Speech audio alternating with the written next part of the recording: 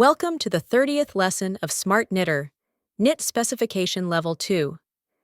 In this lesson, we will learn the functions and applications of pattern fill at fill point.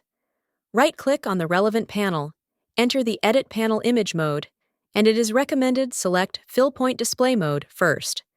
Then, use the Flood Fill tool, check the Fill Point position, select the corresponding fill point number, left-click on the relevant pattern piece to set the fill point, and repeat this step. You can choose another fill number.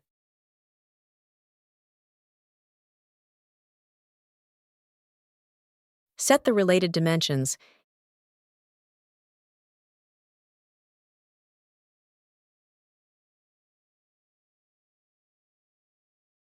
and exit Edit Panel Image mode when done. We can export to SmartGraph to see the effect.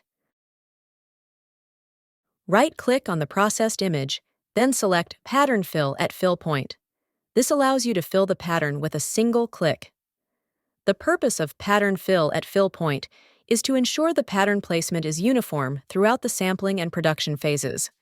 This marks the end of this class. Thank you for watching.